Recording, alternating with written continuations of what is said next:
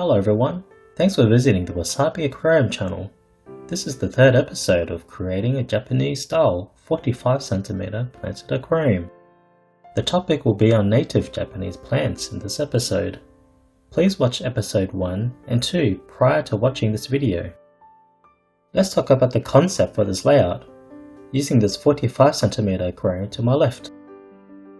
This layout will only include native Japanese plants. As you can see, we have completed the arrangement of hardscape and driftwood. Next, we will choose a few type of native Japanese plants for this layout. I would also like to show you the planting process. I recommend that you watch the first 2 episodes to understand the layout. I've linked them in the description below, as I've explained the layout in detail over episode 1 and 2. That being said, as you can see, the soil has leaked out quite a bit in this area. But that's okay. I assumed that this would happen from the very beginning. You'll always need to keep this at the back of your mind. I'll talk about the boundary in detail separately. So for the purposes of this video, let's pretend that you don't see the soil spill. Okay, let's jump right into the Japanese plant selection. I will now show you a few plants that are native to Japan. Starting from the left, this is Ludwigia ovalis, also known as oval Ludwigia. As you can see, the colour is slightly pinkish with a tinge of red. Plants that are native to Japan are generally green or have a slightly brownish colour, so it's pretty rare to see a red plant. I think oval Ludwigia is a very valuable plant. Of course, it's not super red compared to the other imported plants. Nonetheless, oval Ludwigia offers a nice vivid tone, similar to the usual Ludwigia that you're familiar with. The resulting colour may be a tinge pink or even orange, so it's quite elegant in that regard. I think this plant fits well with the Japanese wabi-sabi effect that I'm trying to create for this layout. Wabi-sabi is a view centered on acceptance of transience and imperfection of nature.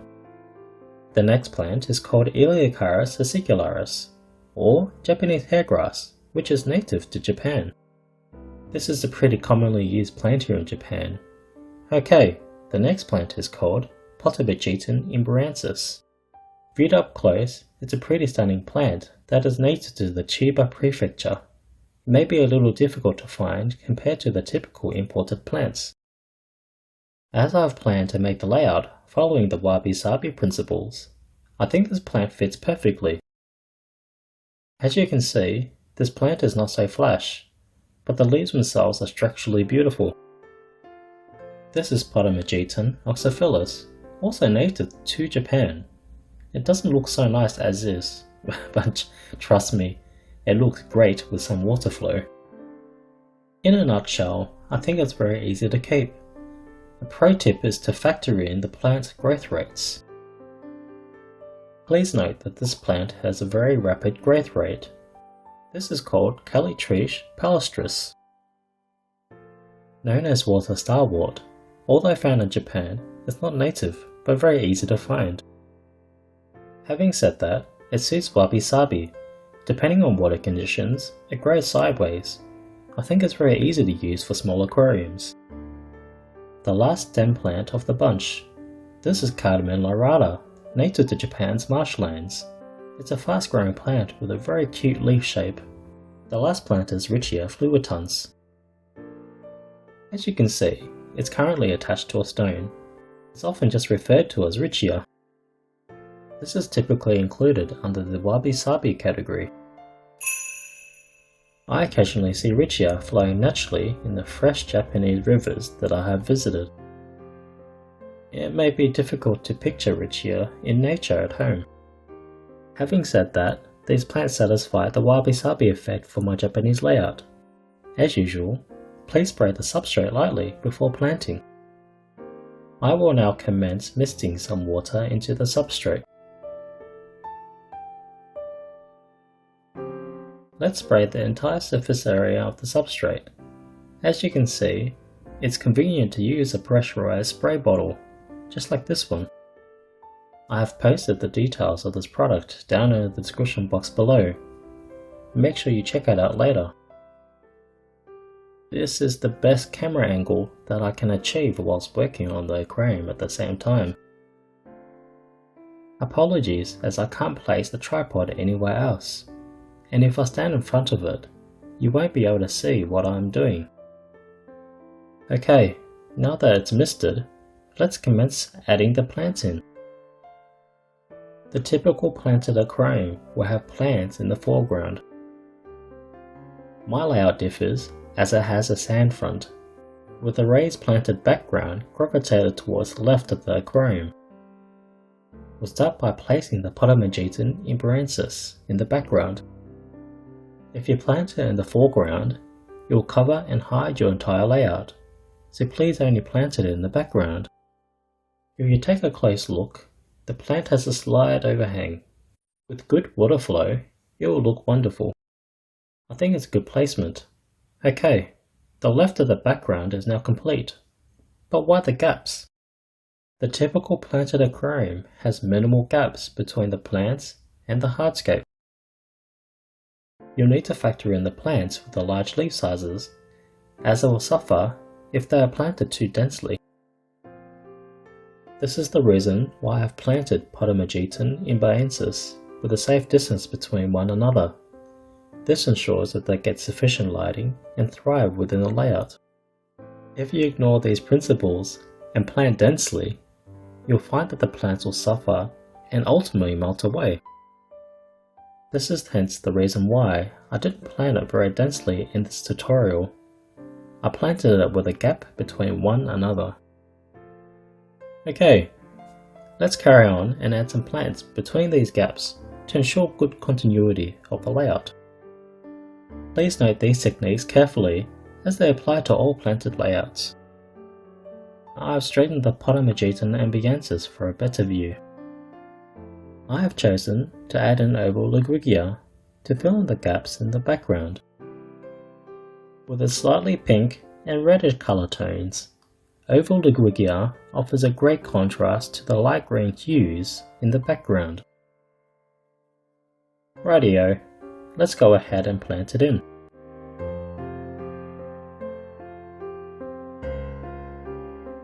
Okay, I've just finished planting the oval Ludwigia. As you can see, it's already added some nice colour tones. On to the next point of the design. I'm going to focus on the back central part of the layout. I will be planting in a few strands of the super long Japanese hairgrass. There are a few points of consideration and caveats with Japanese hairgrass. In regards to the density of planting for the foreground, I recommend that you go for dwarf hairgrass instead. If you want to make a carpet anywhere in the layout, just plant it densely, but with this layout, you'll be very busy if I do so. To satisfy the wabi-sabi effect of this layout, I will only plant the Japanese hairgrass in spaced out intervals so that it's not so densely planted. In any case, the plant propagates very rapidly, so I recommend that you sparsely plant it from the very beginning, like so. As it grows rapidly, you need to trim and pluck it in the areas over time. Please keep this in mind. Okay, I've completed the planting process of the Japanese hairgrass. As you can see, it's sparingly planted, seen at the back. This gives the layout an open feeling to the background. It is designed so that you feel the aquarium has more space at the rear of the layout. To add in a sense of scale, I like to add in some smaller planted details. Next, I will add in Cardamine Lyrata to the right side of the layout. The colour profile will be very beautiful in contrast to the pinkish plant nearby. Cardamine Lyrata adds a nice green highlight to the scape. The leaf size stays pretty much as is, so this area introduces a sense of scale in contrast to the larger leaves. I think this plant is boldly beautiful and adds a sharp touch to the composition.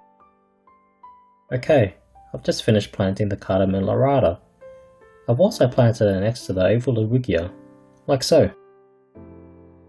Since there is still space left, I'd like to add in some additional plants. As I explained earlier, it's a low growing plant, so it's okay. I'm just going to need to tweak the continuity of this triangular composition just a bit. So in that case, I'm going to add in some more Cardamine Lyrata.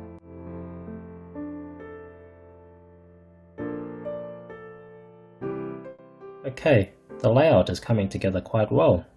Next, I'll plant in some Potamogeton Oxyphyllus. As you can see, there are some gaps between the driftwood here, so I'm just going ahead to fill the voids in with it. Keep in mind that planting too densely with Potamogeton Oxyphyllus here would hide your background.